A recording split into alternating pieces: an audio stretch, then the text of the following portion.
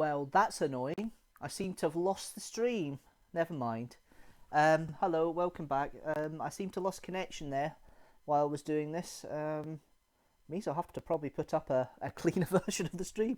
Oh, that's annoying. I've lost it halfway through. Oh, that's a shame.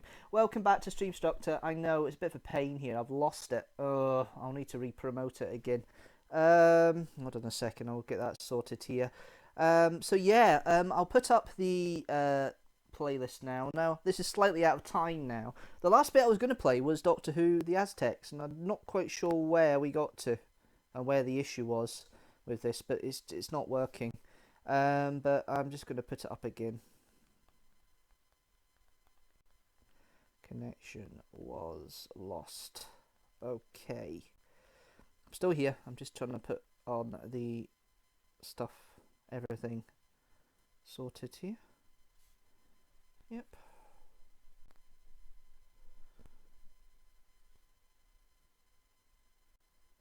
Right, okay. So hopefully that's it this time. The person who's there has come back, so that's good. So welcome back. Yes. Okay, so we'll play the last bit now, and we'll do the last bit of the stream, and we'll play out the Streamstructor for this, and get going again, really.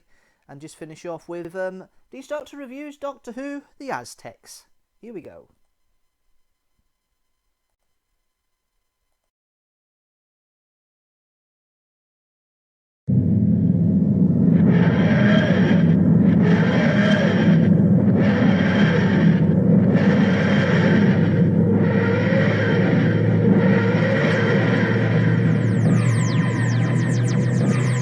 Hello there, and welcome to another of my Doctor Who reviews.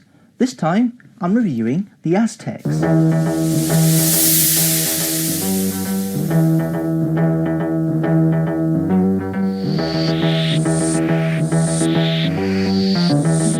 As always, I have in front of me here the television companion. I'm going to read the plot synopsis of the Aztecs from the TV companion. Here we go. The TARDIS arrives in 15th century Mexico, inside the tomb of one-time Aztec high priest Yetaxa. The travellers become cut off from the ship when they explore the temple outside, and the tomb door closes behind them. Barbara is proclaimed by the High Priest of Knowledge, Ortlock, as Yetaxa's divine reincarnation. However, she incurs the enmity of High Priest of Sacrifice Yutoxel when, against the Doctor's advice, she attempts to use her newfound authority to put an end to the Aztec practice of human sacrifice. Events reach a climax on the Day of Darkness, the time of a solar eclipse.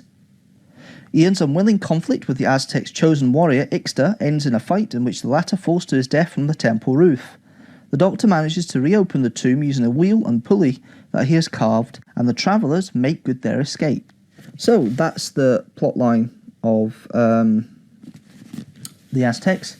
One of the early stories in Doctor Who. It's the 6th story to be broadcast, and it follows a format at this point of historical sci-fi.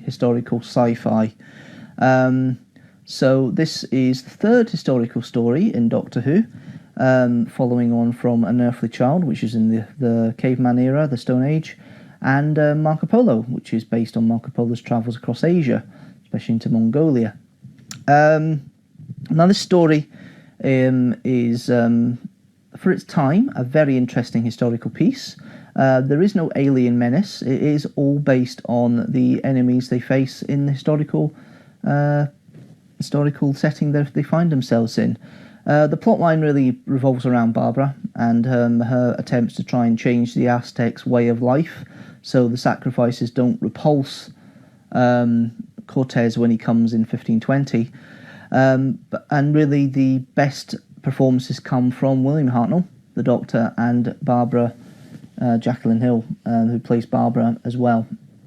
So going through the actors, William Hartnell, brilliant as the first Doctor. He's really found his feet by this point, 6 stories in, and still commands a brilliant presence. He's got to the very comely Doctor, first Doctor, grandfather figure that we loved, but there's still that sharpness that he has there, especially when he's talking to Barbara in regards to the issues of trying to change history and quoting the famous phrase, "You can't rewrite history, not one line." That really is a fascinating point that is made there.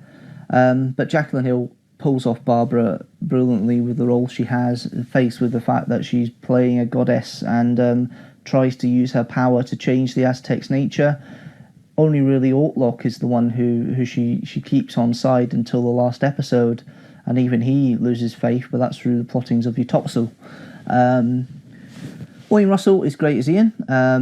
Very much the strong man of the series is Ian at this point, because the Doctor isn't really seen as being able to fight his own battles. He needs a younger, stronger person to do the work. That really doesn't stop until John Pertwee's era. There's always a male companion there to be the stronger man to fight the fights that need, and he has a warrior of Ixter that he's fighting against most of the time. There's 3 fights that they have. There's two fights really. You've got the fight where Ian paralyzes Ixter with his thumb, basically pinches a nerve and knocks him out.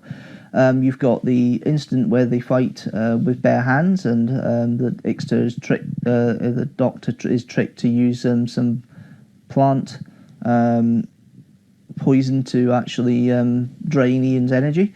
And then we've got the final fight where Ixter ends up being thrown off the temple. And there, his plot is more or less the strongman element in here, but William Russell plays it brilliantly. He always does with the character of Ian, and is very opinionated in what he does, and is very strong-willed. The other regular, Caroline Ford, isn't really included in this story, partly because she's on holiday for the 2 weeks, the 2 episodes in the middle. The scenes we see her in the story are pre-filmed beforehand when she's in the seminary. But Caroline Ford's performance is a bit grating. There's a bit where she gets insulted about trying to take a man on, and she doesn't like it, and she starts going, "Oh, grandfather, the character has such great potential in the first couple of the stories, and then it's just starting to get to this very much screaming, begging companion. Barbara never has that. She has the screaming bit, but she's also got that intelligence and always got that will to try and do something better, and bounces off the other characters. So yeah, I'm not a great fan of Caroline Ford. Who I am a great fan of, though, is John Ringham, who played Utopsil, the High Priest of Sacrifice. He plays it with a villainary slant, and he plays it very, very well. I really enjoyed his character. He steals every scene he's in. He plays it with such vigour and such purpose that makes it look and feel absolutely fantastic, and I really enjoyed his interpretation of the episode. I think it's really great. We then also have on here, and I'm just trying to get the name of the actor, we've got Keith Pyatt, who plays Ortlock, and he is he's good. He's a good foil and a good counteract to Utopsil as a high priest of knowledge. Slightly wasted, I think, with the character in here. Then we have also Ian Cullen, who plays Ixter. He's a great little foil to Ian, and plays it quite well, and he does a good job trying to do the fight sequences and be the I want to be the warrior, and he comes across a slightly spoilt brat, which really works on the story. You've then got Margaret Vanderberg, who plays is it Margaret Vanderberg? Have I got that right? Yes, Margaret Vanderberg, who plays Kameka, and it's a really interesting scene with a play with Kameka in the first Doctor, because the Doctor goes into the garden where all the retired Aztecians are.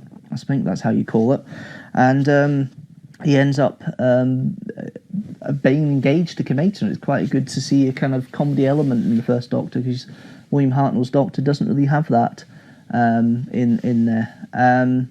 So that's really cool to see that, and really cool to see that kind of play off there. And I really did enjoy the way she played it, and it's really good relationship she had with the Doctor at that point. In regards to the production, it was early on the run, so there's limited space, limited budget. Well, it was limited budget in classic Doctor Who, but it's definitely limited space. But Barry Newbury does the design very well. He tries to keep the sets to a minimum, but what the sets he does have work brilliantly. They do convey that they are back in time in an Aztecian era. And the music by Richard Rodney Bennett is really, really percussive.